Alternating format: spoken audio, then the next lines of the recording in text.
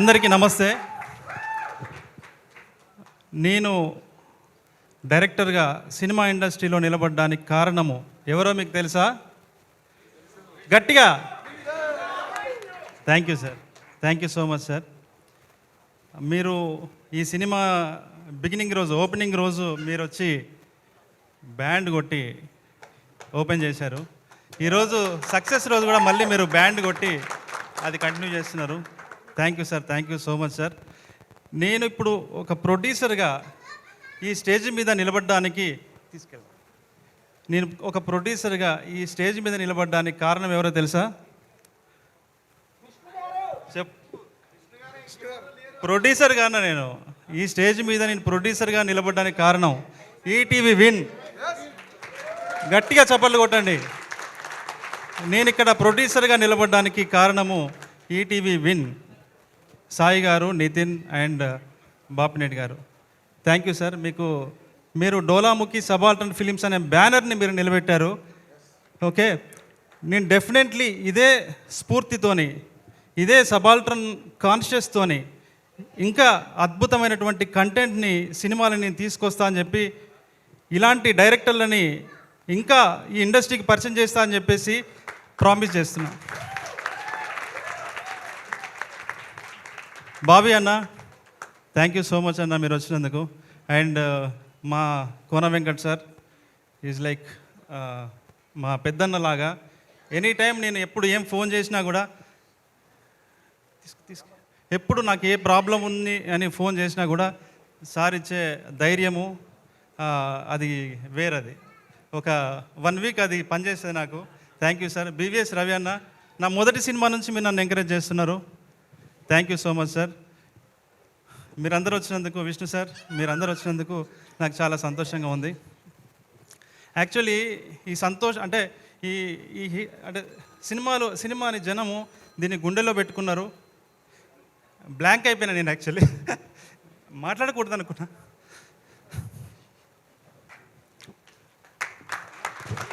So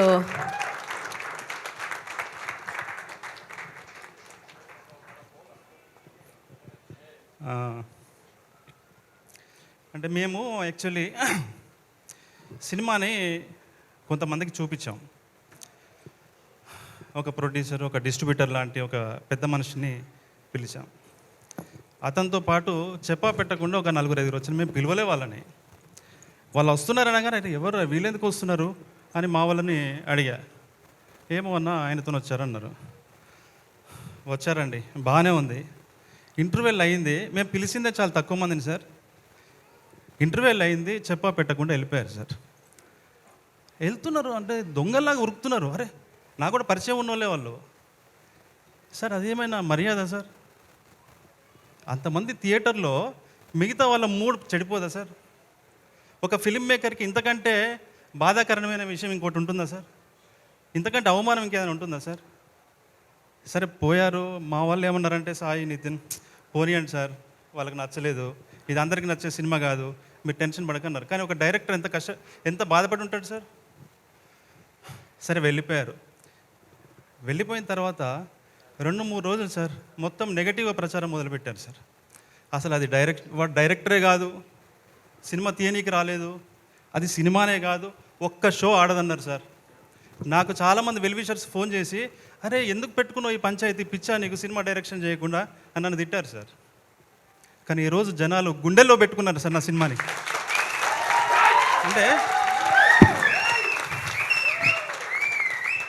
అంటే ఈరోజు ఏదో మనం గెలిచామని, మన సినిమా హిట్ అయిందని బలుపుతోనో గర్వంతో నేను చెప్పట్లేదు సార్. కానీ సినిమాకి ఇవ్వాల్సిన ఒక సాంస్కృతిక గౌరవం ఇవ్వాలి కదా సార్, కనీసం మర్యాద కదా సార్. దయచేసి నేను ఈ సందర్భంగా చెప్తున్నా, ఎవరు ప్రివ్యూకి పిలిచినా కూడా మీకు పోవాలనిపిస్తే పోండి, మధ్యలో రాకండి సార్ ప్లీజ్. ఇంతకంటే ఒక ఫిలిం మేకర్కి ఇంతకంటే అవమానం ఇంకేం ఉండదు సార్. ఇంతకంటే అవమానం ఉండదు సార్.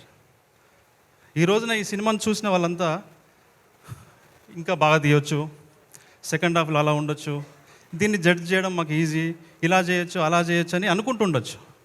కానీ సార్ చాలా అవమానాలని, అవహేళనని దాటుకొని మేము 2 ఏళ్ళు అయింది సార్ ఇక్కడికి రావడానికి. 2 ఏళ్ళ నుంచి కష్టపడితే ఇక్కడ వచ్చాం మేము. 2 ఇయర్స్ అయింది సార్ మేము. ఒక పెద్ద యుద్ధమే చేయాల్సి వచ్చింది సార్ మేము ఇంత దూరం రావడానికి. ఈ యుద్ధంలో భాగమైన యూనిట్ సభ్యులకు, లైట్ మెన్ నుంచి, కెమెరామెన్ నుంచి, ఆర్టిస్టులు, నటులు, నటీనటులు, ప్రొడక్షన్, రాహుల్, వీళ్ళ team, ETV win team, marketing team, అంటే నేను చాలా లేట్ అయింది కాబట్టి ఒక్కొక్క ఇండివిజువల్గా నేను చెప్పట్లేదు. ధని ఏలే గారు పబ్లిసిటీ డిజైనర్, సురేష్ అన్న, సీనన్న పిఆర్ఓస్, అందరికీ సార్, వంశీ అన్న, బన్నీ అన్న, మీరు బన్నీ అన్న లేడు, సారీ బన్నీవాస్ గారు లేరు, అందరికి కూడా thank you sir, thank you so much. ఇది ఇలాగే కొనసాగుతుంది సార్. డెఫినెట్లీ నెక్స్ట్ వీక్ కూడా ఇది విజృంభిస్తుంది సార్. ఫైనల్గా ఒకటి చెప్తా సార్, బోస్ సార్, బోసు నాకు సురేష్ బొబిలి ద్వారా పరిచయం అయ్యాడు సార్. ఒక డిఫరెంట్గా ఉన్నాడు మనిషి అని చెప్పి అనుకున్నాను, కానీ జీవితం ఉంది ఇతనిలో, ఒక తడి ఉంది ఇతనిలో, వీడు మట్టి మనిషి ఇతను అని నేను నమ్మిన. ఒకరోజు నన్ను కలవడానికి ఖమ్మం నుంచి వచ్చాడు. అన్న, ఖమ్మం నుంచి వచ్చిన అన్న, బస్ దిగిన అన్న, ఆఫీస్కి రమ్మంటారా అన్న అన్నాడు. ఆఫీస్కి వచ్చేసే అన్న. ఆఫీస్ మళ్ళీ కాసేపు తర్వాత ఫోన్ చేశాడన్న, అన్న ఫిలిం నగర్ వచ్చిన అన్న, ఆఫీస్కి రావచ్చా అన్న అన్నాడు భయంగా. అరే వచ్చేరా, రమ్మన్నా కదా అన్న. గేట్ దగ్గరికి వచ్చిన, ఆఫీస్ లోపలికి రావచ్చా అన్నాడు. ప్రామిస్ సార్, అడగండి కావాలండి. గేట్ దగ్గరికి వచ్చిన, ఆఫీస్కి రావచ్చా అన్న అన్నాడు. రమ్మన్నా. రిసెప్షన్లో ఉన్నా అన్న, లోపలికి రావచ్చా అన్న అన్నాడు. గుండె కలుక్కుమన్నా సార్. ఎందుకంటే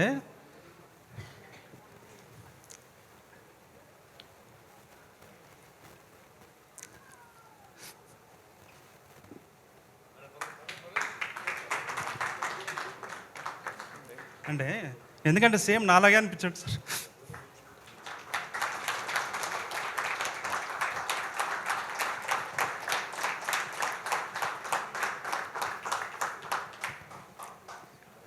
అంటే ఆ ఇన్నోసెన్స్, అంటే సేమ్ నేను కూడా ఒక ఫియర్ ఆఫ్ రిజెక్షన్తో, ఇన్ఫీరియారిటీ కాంప్లెక్స్తో కంటెంట్ పెట్టుకొని కూడా బాధపడుతుండేవాళ్ళు సార్. డైరెక్టర్ ముందుకు నాకు కనిపించాడు సార్.